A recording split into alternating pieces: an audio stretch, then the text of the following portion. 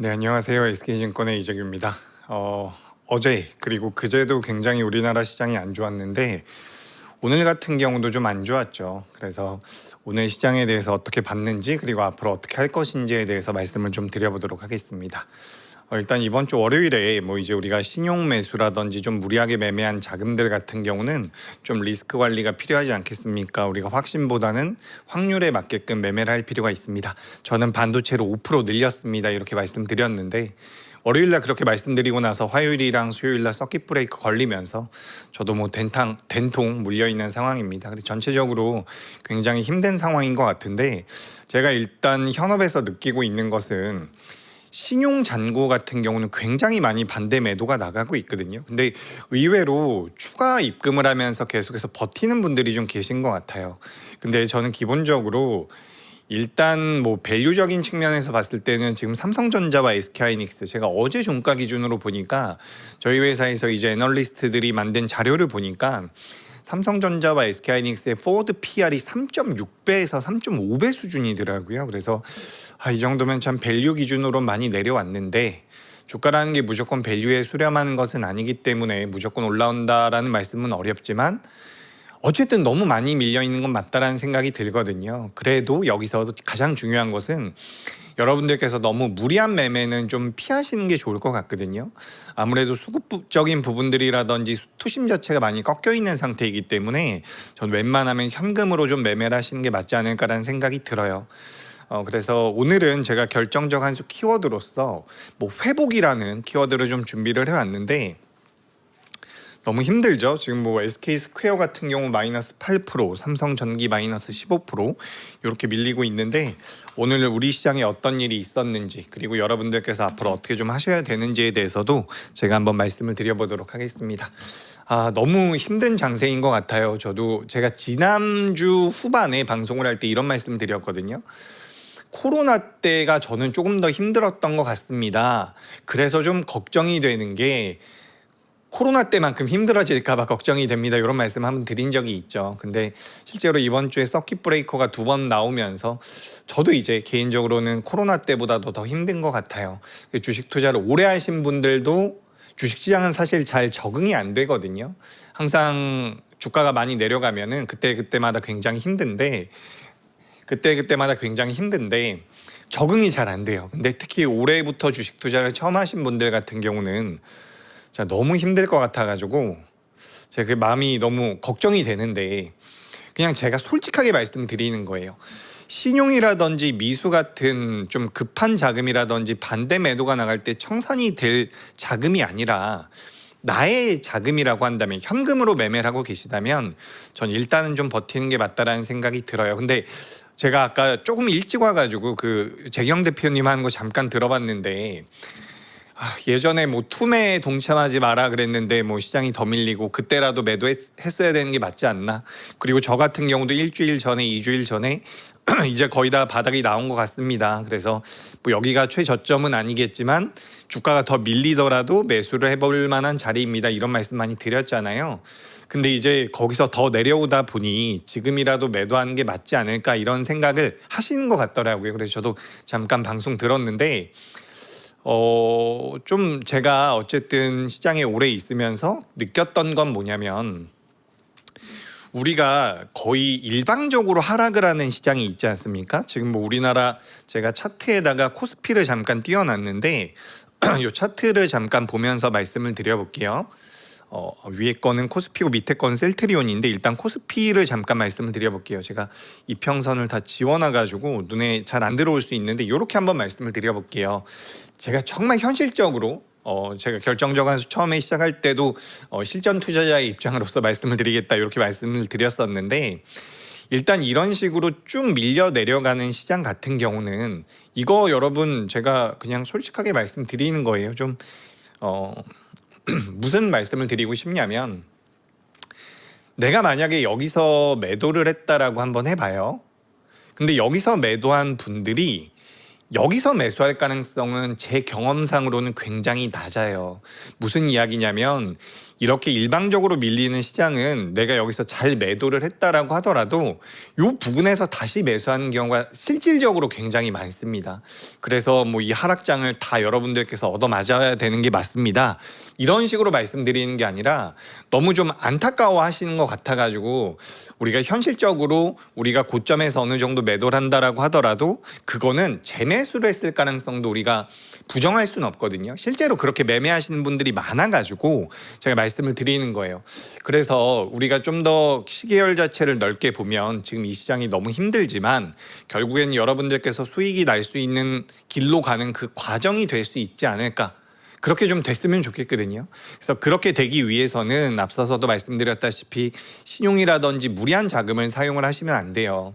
물론 주식 투자를 오래 하셨거나 초대형주, 지금 뭐 초대형주라고 하더라도 SK하이닉스가 단기적으로 50%씩 밀리는 상태이기 때문에 뭐 제가 말씀드리는 내용도 뭐 앞뒤가 안 맞을 수 있지만 기본적으로 초대형주 같은 경우도 이렇게 하락장이 나올 때는 투심 자체가 어그러져 있기 때문에 신용을 사용하시면 안 된다라는 거죠. 그래서 제가 이제 반도체에 대해서 이번 주 월요일에는 5% 늘렸습니다라고 말씀드렸는데 제가 그 전주까지만 해도 뭐라고 말씀드렸냐면 반도체를 10% 20%를 안 가지고 계시면 반도체가 밀릴 때는 매수의 관점이지만 비중이 좀 더 많거나 신용 사용을 하고 계시다면 비중을 좀 줄이는 게 어떻겠습니까? 라는 말씀을 많이 드렸거든요.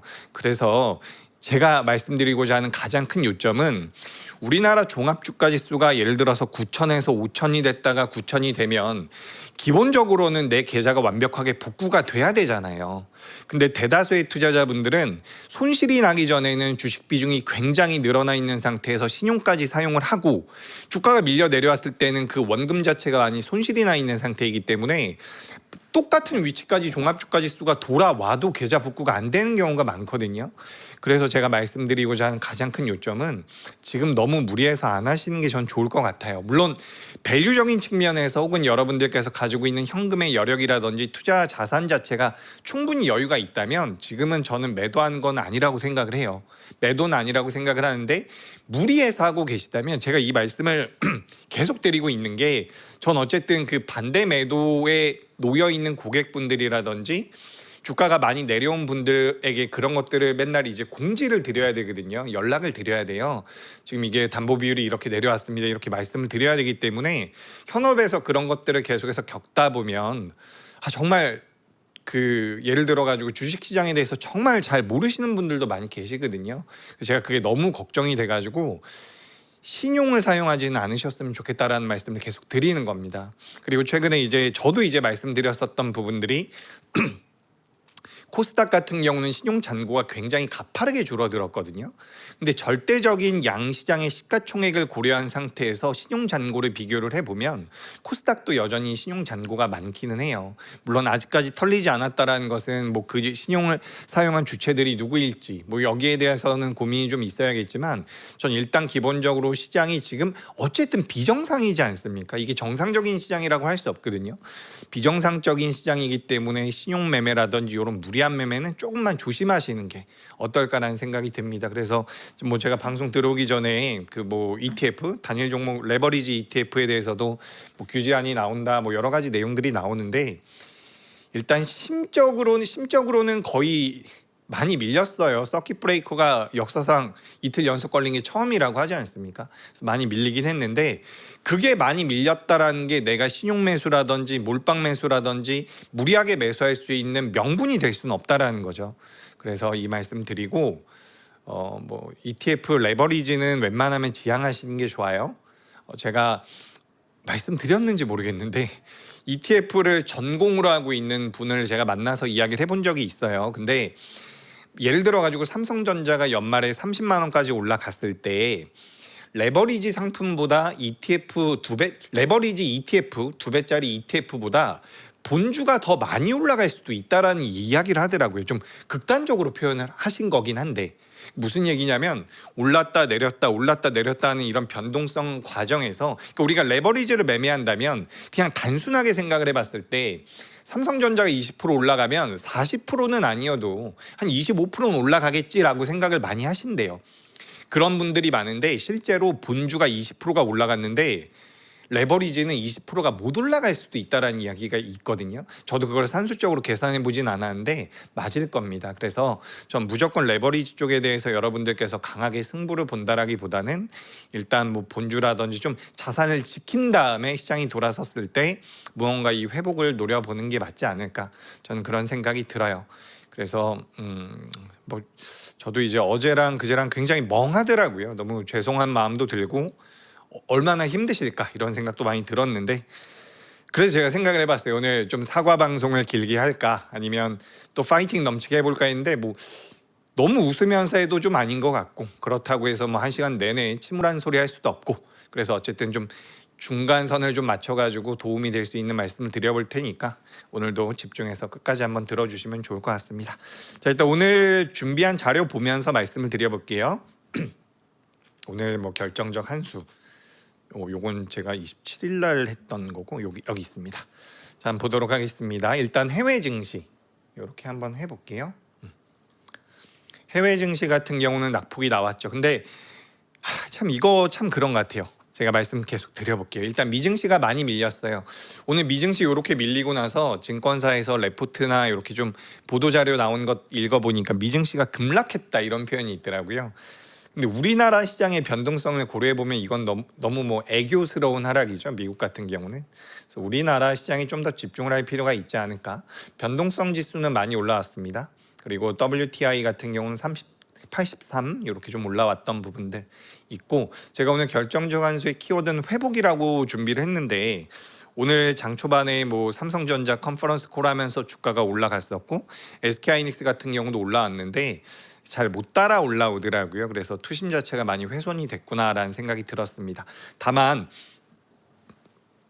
장이 마감되고 보니까 우리나라가 오늘 좀 특징적이었던 게 뭐냐면, 우리나라 코스피 같은 경우는 오늘 전체적으로 봤을 때 상승 종목이 609 종목이었습니다. 상승 종목이 609 종목이고 하락 종목이 277 종목이었어요. 그러니까 우리가 초대형주인 삼성전자, SK하이닉스, 그리고 여기 밑에 있는 삼성전자 우선주, SK스퀘어, 그리고 밑에 있는 삼성전기 같은 기업들이 많이 밀렸고, 그동안 상대적으로 각광받지 못했었던, 어떻게 보면 소외되어 있었던 상태에서 지난 한 달 동안 낙폭이 더 커졌던 기업들이죠. 뭐 조선주라든지 HD 한국조선해양이나 HD 현대중공업 이런 기업들, 그리고 낙폭이 크게 나왔었던 하나에어로스페이스 같은 기업, 그리고 삼성바이오로직스나 셀트리온 같은 기업들이 주가의 변동성이 그래도 좀 괜찮게 나왔거든요.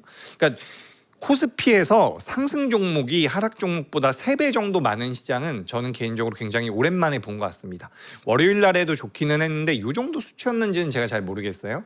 근데 어찌됐건 간에 분위기가 초대형주보다 그 아랫단에 있는 쪽으로 자금이 좀 들어왔다라는 건데, 뭐 이거는 항상 우리가 많이 이야기했었던 부분이죠. 하반기는 상반기와 좀 다를 가능성이 높습니다. 그래서 하반기는 종목별 장세가 나올 가능성이 높고, 그래서 저는 코스닥에 대해서도 긍정적으로 보고 있고, 로봇도 한번 움직였고 제약바이오도 한번 움직였다라는 말씀 드리면서, 다만 코스피에 상장되어 있는 기업들 중에서 초대형주가 아니라 그 아랫단에 있는 기업들 중에서도 낙폭이 큰 기업들이 있기 때문에 대형주냐 코스닥의 낙폭이 과한 종목이냐, 우리가 여기에서 고민을 해봐야 된다. 주력 섹터는 반도체지만 제가 이렇게 항상 말씀을 드려왔거든요. 근데 오늘 시장의 흐름을 보면서 느낀 것은, 원래는 삼성전자와 SK하이닉스의 주가 자체가 좀 둔화가 되면 다른 업종들 같은 경우도 버텨내지 못하고 무너졌었는데, 오늘 그래도 조선 쪽이라든지 뭐 방산 쪽이라든지 이쪽은 자금이 좀 들어왔습니다. 은행 쪽도 좀 자금이 들어왔고 2차 전지도 좋았어요. 그래서 제가 항상 말씀드리는 게 다른 섹터에 대해서 아예 관심이 없는 분들도 계세요. 제가 만나보면. 그래서 다른 섹터 중에서도 시가총액이 큰 기업들도 한번 공부를 해보실 필요가 있지 않을까. 오늘 2차 전지 같은 경우도 삼성전기, 삼성 SDI 같은 경우도 그렇고 LG 에너지솔루션 같은 경우도 그렇고 뭐 7개 분기, 3개 분기만에 흑자 전환이 나왔거든요. 제가 그 2차 전지 애널리스트랑 만나서 이야기를 좀 해봤더니 2027년도 하반기가 되면 우리나라 ESS 쪽에 대한 쇼티지가 나올 거라고 이야기를 하더라고요. 쇼티지가 나온다라면 우리가 뭐 반년이라든지 9개월 전부터 주가 흐름이 나올 수가 있기 때문에 뭐 지금 주가로 일단 많이 밀려 있는 상태이기도 하고요. 이런 것들도 한번 공부를 해보시면 그러니까 포트를 좀 분산할 필요는 있지 않을까라는 생각을 하고 있습니다. 그래서 이렇게 좀 말씀을 드려보고요. 결정적 한수 오늘 회복인데 뭐 투심도 회복이 돼야 되고 주가도 회복이 돼야 되고 이런 부분들 한 번 더 말씀드려봅니다. 자, 여기 보시면은 이게 참 저도 이게 우리 요 3프로 TV가 굉장히 많은 분들이 시청을 하시잖아요. 그래서 저도 너무 감사하게 열심히 하고 있는데 만약에 제가 한 100분 정도만 보시는 방송이라면 저도 뭐 주저리 이런저런 말씀 드릴 텐데 아무래도 많은 분들께서 시청을 하시다 보니까 저도 정제된 언어를 좀 쓰려고 노력을 많이 하거든요. 그래서 여기 보면은 이제 폭락 후엔 반드시 회복이 온다. 가장 밑에 있는 요 격언을 잠깐 읽어드렸는데 사실 지금 내가 현금으로 매매를 하고 있다면 저는 매도는 정말 안 하시는 게 맞다라고 생각이 돼요. 아까 전에도 매도 실익이 났습니다라는 말을 제가 지난주에도 했고 지지난주에도 했기 때문에 지금도 너무 그런 부분들이 마음이 좋지가 않은데 사실 이거 좀 세게 말씀드리고 싶어요. 현금으로 매매하고 계시다면 지금 매도할 때는 아닌 것 같아요. 근데 그 내가 보유하고 있는 종목이 제가 그죠? 주가가 여러분 이렇게 한번 봐보세요. 요거 우리나라 코스피고요. 제가 이렇게 한번 표현을 해볼게요. 이게 지금 코스피 종합주가지수입니다. 예를 들어서 이렇게 주가가 올라가고 있는 기업이 있고요. 제가 아까 전에 셀트리온 잠깐 넣어놨으니까 셀트리온을 한번 넣어볼게요. 요거는 그냥 차트 모양새만 여러분들께서 좀 참고를 하시면 좋을 것 같아요. 만약에 여러분들의 포트에 굉장히 많이 올라갔다가 최근에 조정을 받은 종목이 있다면 그런 종목들보다는 오히려 최근에 이제 반등이 나오고 있는 이런 기업들, 셀트리온 같은 모양새를 하고 있는 기업이 저는 개인적으로 하반기에는 좀 더 좋을 가능성이 높아 보이거든요. 제가 이제 우리 코스피 같은 경우도 항상 월봉으로 코스피 코스닥 월봉으로 보여드렸는데 이런 위치에 있는 기업들이 예를 들어서 뭐 제가 지난번에 LS 일렉트릭으로 한번 말씀을 드렸던 적이 있는 것 같아요. 전력기기 쪽에서 LS 일렉트릭이 주가가 많이 올라왔습니다. 이게 이제 주봉이나 월봉으로 보면 이렇게 많이 올라왔었던 상태란 말이에요. 그래서 이런 기업을 매수하려면 비중 조절이 필요하고 이런 종목을 매수하면서 반대급부로서 주가가 많이 밀려 있는 게 뭐가 있을까요? 최근에 올라오는데 LG생활건강 같은 기업들은 이건 너무 많이 빠졌고 이거는 좀 아닌 것 같고 제가 뭐가 좀 보여드려 볼 만할까요? 삼성 SDI를 잠깐 한번 봐볼까요? 삼성 SDI라는 기업 같은 경우는 어쨌든 전기차에 대한 관심도가 굉장히 높을 때 올라왔다가 주가가 조정을 받은 상태잖아요. 이런 기업들 지금 보시는 삼성 SDI와 LS 일렉트릭의 월봉상의 모습을 보면 저는 개인적으로 하반기에는 이렇게 많이 올라왔다가 조정을 받는 기업들은 반발 매수가 들어올 때 비중을 좀 줄이고 이런 삼성 SDI 같이 많이 못 올라왔었던 종목들, 그러니까 낙폭이 과했던 종목들에 대한 관심이 필요하지 않을까. 비중 배분을 좀 그렇게 가져가는 게 저는 유리할 거라고 생각을 하거든요. 두산 에너빌리티 같은 경우도 조정을 좀 많이 받았네요. 그래서 뭐 HD 현대중공업도 한번 봐보겠습니다. 그래서 저는 아까 전에 말씀드린 내용들을 조합해서 결론을 내드리자면 저는 개인적으로 현금으로 매매를 하고 계시면 지금 보유가 맞는데 그 종목이 그동안 너무 많이 올라간 쪽에 완전히 올인이 되어 있다면 배분을 좀 바꿀 필요가 있지 않을까라는 말씀을 드리는 거예요. 그러니까 주식 투자를 오래 안 하신 분들은 많은 기업들을 잘 모르시거든요. 네이버도 한번 봐볼까요? 네이버 같은 경우 어때요? 그러니까 이런 기업들이 저는 차라리 나을 것 같다라는 생각을 하는 거예요. 그렇게 저는 그렇게 생각을 하니까 그렇게 한번 제가 그렇게 생각을 하는구나 이렇게 한번 생각을 해보시면 좋을 것 같고 어쨌든 폭락 후에 반드시 회복은 옵니다. 이게 예를 들어 가지고 미국의 투자은행이 망했어요. 우리나라 증권사들이 망했어요. 그래서 이제 투자 자금이 대한민국에 들어올 수가 없습니다. 그러면 모를까 이들은 하는 일이 주식 투자를 해서 수익을 내는 거이지 않습니까? 그러니까 주가가 많이 밀려 내려올 때 뭐 막 공격적으로 받아주진 않아요. 왜냐하면 주가가 많이 내려오면 더 저렴하게 매수를 할 수 있으니까. 주가가 내려올 때 어느 정도 선까지 내려오게 되면 이걸 매수해서 수익을 내는 게 이들의 목표이지 않습니까? 그러니까 글로벌 시장에서의 증권사라든지 투자 기관 자체가 완전히 망하는 게 아니라면 저는 폭락 후에는 반드시 회복이 온다라고 생각을 합니다. 근데 최근 한 달 같은 경우는 너무 무섭게 좀 나와가지고 저도 좀 그렇죠. 죄송한 마음이 많이 들고요. 그래도 힘내셨으면 좋겠다라는 말씀드리고, 매크로 수치 보면서 오늘 있었던 뉴스라든지 업황에 대한 부분들 여러분들께서 지금 생각해 볼 부분에 대해서 추가적으로 말씀드려보겠습니다. 환율은 참 많이 안정이 됐어요. 그죠? 우리 얼마 전에 현대차가 실적을 내놨는데 실적이 매출은 많이 늘었는데 영업이익은 많이 안 좋아졌거든요. 근데 환율 효과는 굉장히 긍정적으로 작용이 됐더라고요. 환율이 높을 때 수혜를 받는 게 우리나라에서는 자동차, 반도체, 조선 쪽이라고 보시면 좋거든요. 우리가 이제 환에 대한 노출도가 높은, 익스포저가 높은 업종이 뭐가 있을까라고 한다면 자동차랑 조선이랑 반도체 이런 것들 좀 생각해 보시면 좋을 것 같습니다. 근데 이제 환율이 좀 내려오고 있다라는 거. 그러니까 이런 거예요. 업종 기반으로 본다면 환율이 올라갈 때 수혜를 받는 업종들이 있지만 전체적인 우리나라 시장에 대한 외국인들의 환차손이나 환차이익을 고려해 본다면 이 달러 원 환율이 내려오는 게 우리한테는 유리하죠. 반비례로 움직이니까, 반대로 움직이니까. 그래서 이제 1442원대까지 내려온 건 긍정적이고 유가 같은 경우도 긍정적입니다. 그래서 제가 우리 방송에서 항상 말씀드렸던 게 저는 매크로를 크게 신경 쓰지 않습니다. 이런 말씀을 많이 드렸는데 이제 시장이 굉장히 불안하니까 매크로에 대한 이야기들도 많이 나오죠. 특히 이제 오늘 FOMC 회의 지나고 나서 미국의 30년물 국채 금리가 5%가 넘어가더라고요. 이게 좀 무섭긴 하던데, 무섭긴 해요. 무섭긴 한데 가만 생각을 해보면 우리나라 코스피가 9천에서 5천까지 내려왔습니다. 시장에는 정말 많은 것들이 전 반영이 됐다라고 생각을 하거든요. 제가 아까 전에 사무실에 좀 앉아가지고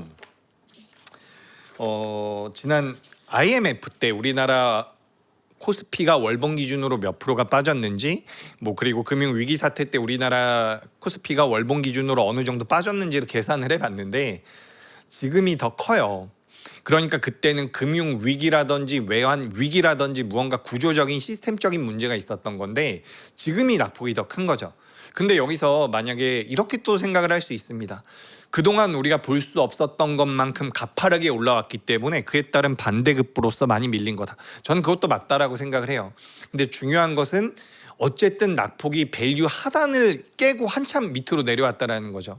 아까 전에도 뭐 SK하이닉스라든지 삼성전자가 PER 기준으로 3.5배, 3.6배 이 수준까지 내려왔다라고 하는데 지금 이 수급적인 논란과 이 투심이 악화되어 있는 현재 상황이 언제 뭐 이번 주에 끝나면 좋고 다음 주에 끝나도 좋습니다. 어쨌든 끝나갈 텐데 그 끝났을 때 여러분들의 계좌가 시장이 복구가 되고 회복이 될 때 온전하게 복구가 되기 위해서는 레버리지를 사용하시면 안 된다. 그래서 지금 JP모건 같은 경우도 대한민국 디레버리징이라고 이야기를 하거든요. 우리가 레버리지를 일으킨다라는 것, 내가 가지고 있는 자산보다 투자 자금보다 더 많은 금액을 써서 투자를 하게 되는데 이걸 레버리지를 쓴다라고 하잖아요.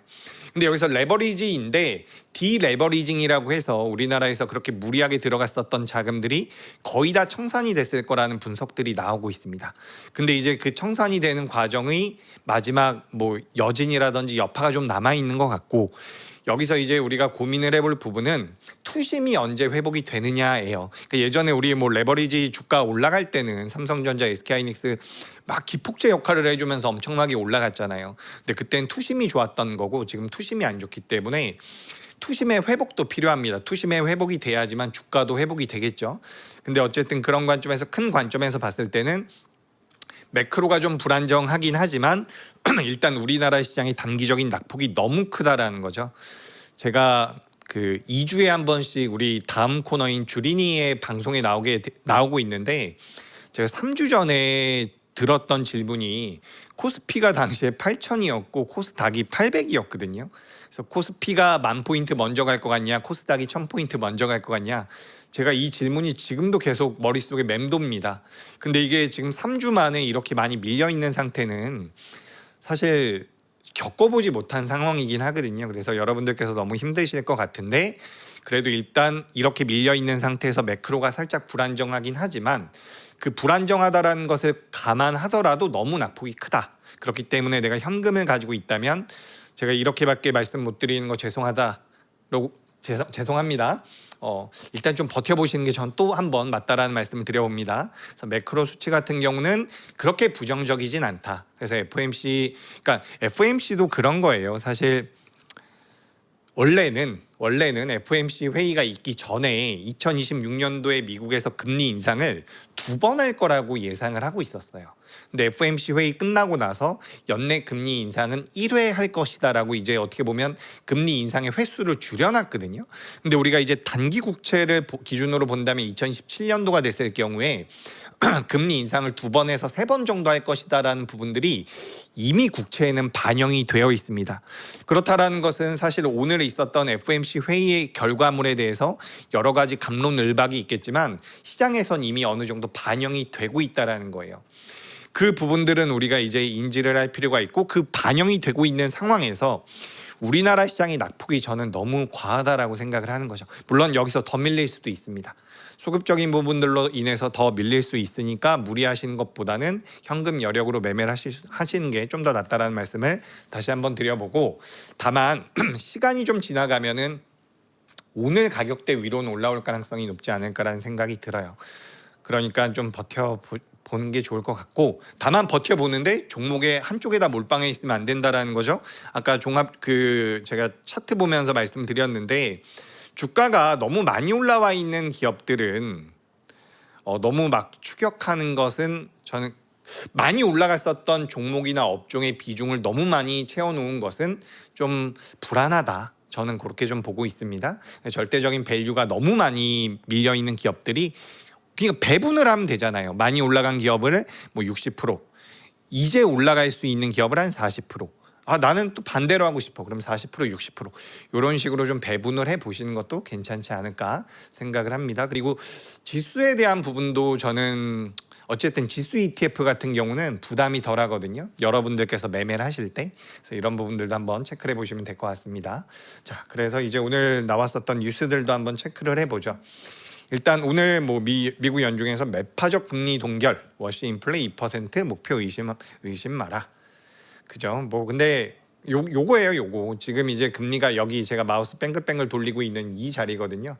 350에서 375 요 자리인데 9월 달에는 이제 63%까지 올리지 않을까. 그래서 다음 달에 발표가 되는 PCE라든지 CPI라든지 PPI가 굉장히 중요하겠죠. 근데 그 전에 유가가 또 꺾여준다면 이거 금리 인상 안 할 수도 있어요, 여러분. 그리고 지금 미국에서 금리 인상을 하게 되면 우리나라 메모리를 사가는 하이퍼스케일러라든지 빅테크 기업들이 자금이 경색이 될 수 있다.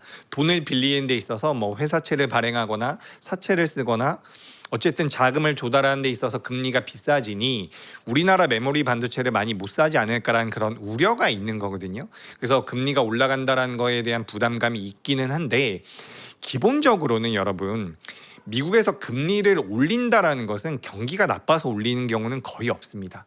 그러니까 경기가 정말 안 좋으면요, 금리 인하를 하는 게 맞아요. 그래서 주식 투자를 되게 짧게 하셨거나 관심이 좀 덜 하셨던 분들 같은 경우는 금리 인하가 무조건 좋은 거라고 생각을 하시고 금리 인상이 무조건 나쁜 것이라고 생각을 하는데, 기본적으로는 경기가 좋으면 금리 인상, 경기가 좋아서 과열이 되거나 너무 화랑이면 금리 인상을 하는 경우도 많습니다. 그러니까 우리가 이걸 너무 이분법적으로 생각할 필요는 없고, 오늘 30년 국채 금리가 많이 올라온 것은 부담이 되긴 하지만, 일단 그러니까 우리가 이 FOMC 회의 이전에는 연내 2번 할 거라고 예상을 했는데 일단 1번 할 것이다. 이렇게 좀 정리가 되고 있는 것 같아요. 그리고 이제 이들은 그런 거예요. FOMC 회의에서 금리 인상을 할 가능성도 있고 이런 이야기를 하면 시장에서 우리가 실질 금리라고 하죠. 그런 게 이미 올라가서 많이 반영이 되어 있다라는 부분들. 그래서 2027년도를 본다면 2년물 기준으로 봤을 때 2번 정도는 인상을 한 것을 반영하고 있다. 이렇게 좀 생각을 해보셔도 좋을 것 같습니다. 그래서 자료는 쭉 보면서 말씀을 드려볼게요. 6월 달에는 플래트닝이 나왔고 7월 달에는 스티프닝이 나왔는데 어렵죠? 이런 건 그냥 넘어가죠. 금리가 장단기 금리가 요 스프레드, 장단기 금리의 금리 차이를 우리가 스프레드라고 하거든요. 근데 원래는 기본적으로 장기 금리가 높은 게 맞는데, 요게 이제 변함에 따라서 방금 전에 말씀드렸었던 플래트닝이라든지 스티프닝이라는 게 있는데 지금은 이제 물가가 길게 보더라도 잡히지 않을 것 같다라는 뉘앙스가 요런 변화에서 좀 알아볼 수가 있다. 그래서 제가 매크로에 대해서는 너무 걱정을 안 합니다라는 말씀 드렸지만 국채 금리는 조금 신경이 쓰이긴 해요. 근데 뭐 하루 이틀 지나가면서 국채 금리가 어떻게 움직이는지는 그때 우리가 좀 보면 될 것 같습니다. 그리고 요런 이야기들도 있었죠. 뭐 트럼프가 뭐 이란 기습 공격. 근데 저는 개인적으로 요것도 이제 유가를 상승을 시키게 되면 물가가 올라가기 때문에 결국에는 뭐 FMC에서 금리 인상에 대한 야기시킬 수 있다라는 생각이 드는데 이제 지정학적 리스크는 저는 크진 않다라고 생각을 하고 있습니다. 그래서 이런 부분들 한번 생각해 보시고 그리고 요거죠. 하이퍼스케일러의 매출 대비 뭐 채권 발행 규모 그리고 캐펙스 규모가 급증하면서 외부 자금 공급자 그러니까 돈을 빌려오는 거예요. 외부에서. 근데 그 금액이 너무 커지고 있다라는 분석들이 나오기 때문에 예전에는 이 하이퍼스케일러들 뭐 오라클 같은 기업들이 얼마만큼 메모리를 사갈 수 있느냐에 대한 혹은 캐펙스 투자를 얼마만큼 할 수 있느냐에 대한 관심이 있었다면 이제부터는 이런 기업들 뭐 하이퍼스케일러라든지 빅테크들이 돈을 얼마나 버느냐 내가 투자를 엄청나게 했는데 이걸 회수를 하고 있는 기간 자체가 어느 정도가 걸리느냐 여기에 대해서 관심을 두고 있는 것 같아요. 그래서 지금 회수가 잘 되고 있는 기업들은 뭐 시간 외에서도 마이크로소프트 같은 경우는 많이 올라왔고요. 메타 같은 경우는 밀려 내려왔는데 근데 가만 생각을 해보면 기업 입장에서 한번 생각을 해봐요. 그죠? 이 AI라는 산업에서 물러나지 않기 위해서는 전 무조건 투자는 하지 않을까라는 생각을 하거든요. 근데 뭐 거기에 대해서 정말 자금 여력이 없어서 그게 자금 자체가 경색이 되면 진짜 부담이 되겠지만 일단 뭐 빅테크나 하이퍼스케일러 같은 경우 요거 한번 보여드리면 되겠다. 제가 이거 한번 보여드릴게요. 여러분들께 지난주에 요거 한번 보여드렸었죠. 자료 한번 볼게요. 제가 이걸 준비해놓고서 깜빡했네요. 지난주에 요걸 보여드렸어요. 구글이 지금 2분기 실적을 내놓고서 잉여 현금 흐름 우리가 FCF라고 하죠. 요게 이제 적자 전환이 되면서 우리가 구글이 돈이 없대. 구글이 돈이 없으면은 이제 다른 기업들 같은 경우도 메모리를 못 사는 게 아닐까 이런 생각을 많이 했는데 요런 자료가 또 한번 나오더라고요. 블룸버그 쪽에서.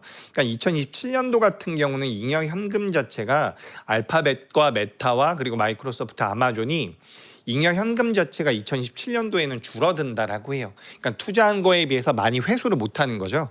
근데 2028년도부터 보면은 굉장히 빠르게 잉여 현금이 만들어진다라는 거죠. 그래서 우리가 요걸 보면 그러면 우리가 너무 걱정을 했나라는 생각도 좀 듭니다. 근데 그런 게 있어요. 우리가 한 달 전만 해도 반도체에 대해서 다 좋은 이야기만 했잖아요. 그리고 좋은 이야기 하다가 주가 빠지면서 안 좋은 이야기 나왔을 때 초반에는 그런 명분이라든지 근거라든지 원인에 대해서 그럴듯하긴 한데 너무 과하지 않을까 뭐 이런 생각이 있다가 이게 좀 시간이 지나면서 그 주가가 밀릴 수 있다라는 근거가 어떻게 보면 더 또렷해지고 있는 부분들도 분명히 있거든요. 자금 경색이 될 수 있다라는 부분. 근데 이렇게 좀 더 시기열을 넓게 보면 잉여 현금 같은 경우는 오히려 2028년도 9년도가 되면 급격하게 늘어나는 부분들이 있죠. 선제적으로 공격적으로 투자를 해서 매출이 나오게 되고 영업이익이 만들어지게 되면 그 뒤에는 다시 한번 우리나라 기업들과 뭐 LTA 계약이라든지 뭐든지 할 수가 있지 않을까. 그래서 한 달 전보다 지금 내러티브는 조금 훼손된 게 맞는 것 같아요. 그러니까 한 달 전에는 우리가 그런 거죠. 여러분들께서도 사업을 해보셨고 뭐 저도 예를 들어서 계획이라는 걸 가지고 있지 않습니까? 근데 계획이라는 걸 가지고 있는데 뭐 사업을 하기 위한 계획을 가지고 있는데 그 사업을 진행하는 과정에서 내가 예기치 못한 여러 가지 일들이 있잖아요. 근데 반도체 같은 경우도 어떻게 보면 우리가 좋다라고 이야기했을 때는 생각하지 못했었던 그런 악재 아닌 악재들이 지금 노출이 된 건 전 맞다라고 생각을 해요. 그렇기 때문에 이 부분에 대해서도 우리가 무조건적으로 한 달 전처럼 무조건 좋다라는 관점보다는 다만 밸류 기준으로는 너무 많이 내려왔기 때문에 반발 매수는 나올 가능성이 높고 내가 현금을 보유하고 있다면 반발 매수를 노려볼 필요가 있고 추가적으로 이제 올라온 과정에서 수급적인 부분이라든지 지금 시장에서 이 반도체에 대한 그러니까 본질적인 부분에 대한 고민을 이제 더 많이 하는 것 같아요. 자금이 없는 거 아니냐, 수익성이 안 나오는 거 아니냐, LTA 장기 공급 계약을 맺으면 수익성이 더 악화되는 거 아니냐. 우리나라 삼성전자와 SK하이닉스가 2027년도에 얼마를 벌 거라고 예상을 했는데 과연 그게 벌어질까? 이런 본질적인 부분에 대한 고민을 하고 있는 거거든요. 근데 이것들을 뒤엎을 만한 내용들, 완화시킬 만한 내용들이 나오면 나오면 반등이 나오는 과정에서 제가 또 우리 방송을 통해 가지고 말씀을 드릴 거예요.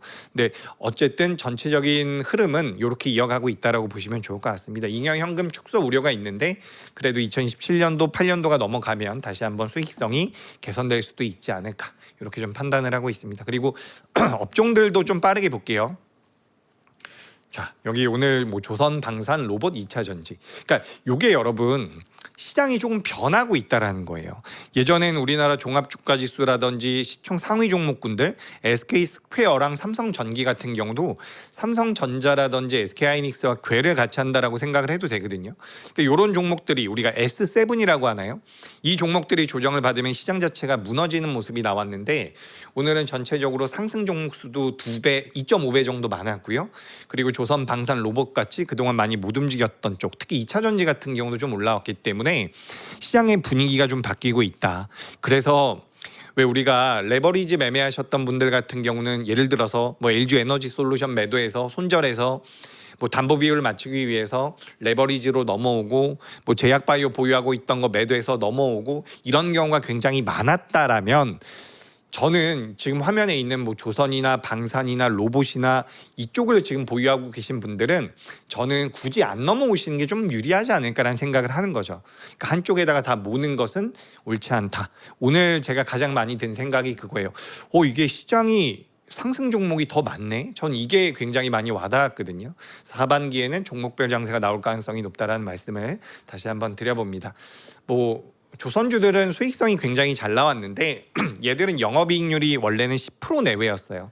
근데 이제 16%, 뭐 20% 특정 분야, 뭐 HD 그룹주 중에서도 이제 특정 사모 같은 경우는 지금 영업이익률이 20%가 넘어가는 걸로 나오거든요. 근데 HD 현대중공업 같은 경우도 영업이익률을 따라가는 경향이 있다라고 하니까 수익성도 좋아진다라는 거죠. 뭐 상선이나 군함이나 조선주들 같은 경우도 좀 매력적일 수 있지 않을까. 다만 이게 연속성이 나온다라고 아직까지는 말씀드리기가 어려워요. 연속성이 나오기 위해서는 삼전과 닉스가 버텨줘야 됩니다. 그 시장이 정상화되면 조선주들이 좀 더 갈 수 있지 않을까. 저는 그렇게 좀 생각을 하고 있습니다. 그래서 뭐 HD 현대중공업, HD 한국조선해양, 뭐 다른 나라 기업들과 비교를 해놓은 차트니까 도표니까 한번 보시면 좋을 것 같고요. 이건 예전에 제가 만들어놨던 거고 오늘 방산주들도 좀 올라왔죠. 방산주들도 한번 보시고. 제가 자료는 많이 준비를 했는데 사실 결정적 한 수가 제가 생각하는 그런 포인트들을 말하는 시간이기 때문에 오늘 뭐 포인트는 시장이 회복을 할 수 있다. 현금을 가지고 매매하신다면 좀 버텨볼 필요가 있다.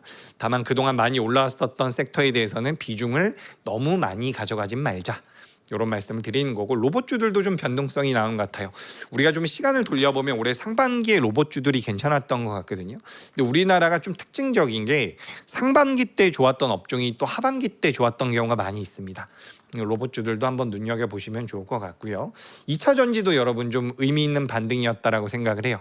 뭐 서두에 말씀드렸다시피 뭐 3분기 만에 7분기 만에 수익 전환이 됐다라는 부분들은 흑자 전환이 됐다는 뭐 AMPC 때문이라고도 하지만 뭐 AMPC 받을 수 있는 기업이 되게 많은 게 아니거든요. 우리나라 기업들이 괜찮겠다라는 말씀 드리면서 2차 전지도 좀 보실 필요가 있지 않을까. 그리고 오늘 은행주들도 좀 변동성이 나왔고요. 이제 58분이네요. 제가 빠르게 우리 인사이트 정리하고 포트폴리오도 잠깐 말씀드리고 마무리하도록 하겠습니다. 자, 결정적 한 수 인사이트. 저 이거 안 바꾼 지 되게 오래됐죠. 대형주인데 주가가 많이 못 올라갔었던 조선, 방산, 뭐 두산 에너빌리티 같은 원전도 마찬가지입니다. 낙폭 과대한 종목들을 좀 보실 필요가 있지 않을까라고 생각을 하고요. 반도체의 반등 강도가 아직까지는 강하지 않은 것 같고요. 현금 비중은 15%에서 25%. 그리고 오늘 결정적 한 수 키워드는 회복인데 투심이 좀 회복이 돼야 됩니다. 그 다음에 주가 회복이 나올 가능성이 높은데 빠르면 내일 나왔으면 좋겠고요. 늦어도 다음 주에는 우리가 한번 기대해보자. 주식 비중을 여러분 급격하게 줄이시는 건 안 좋은 것 같아요. 최근 3일 동안 개인 투자자가 시장에서 매도를 하고 있는데 저는 그거는 나쁜 시그널이라고는 보여지지 않거든요. 기관들과 외국인들이 올려 사지 않고 있을 뿐 모아가고 있다는 관점으로 보시면 좋을 것 같습니다. 그리고 시장 흐름은 상반기와는 다를 것. 이 이야기도 계속해서 드리고 있으니까 참고를 하시면 될 것 같고요. 제가 월요일에 말씀드렸었던 배분과 포트폴리오와 같아요. 있어요. 반도체, 제약바이오 이렇게 많이 가지고 있고, 제약바이오는 삼성바이오로직스랑 셀트리온 요즘에 많이 말씀드리고 있는데 실적 나오는 기업들은 그렇게 있으니까 그렇게 좀 체크해 보시면 될 것 같고, ETF는 지수 ETF라는 말씀 다시 한번 드려봅니다. 근데 다만 저는 요거 좀 변화가 있을 거예요. 변화가 있을 거고, 여기 지금 현금 20%인데 이 20%는 사실 장중에 평단가를 낮추는데도 좀 사용을 하거든요. 그래서 나중에 뭐 기회가 되면 좀 더 상세하게 어떤 식으로 사용해 먹고 있는지 안내해 드려보도록 하겠습니다. 너무 힘드실 텐데 힘내시고요. 오늘 목요일이죠. 저는 그러면 다음 주에 뵙도록 하겠습니다. 기운 내시고요. 저는 다음 주에 뵙겠습니다. 오늘도 고생하셨습니다.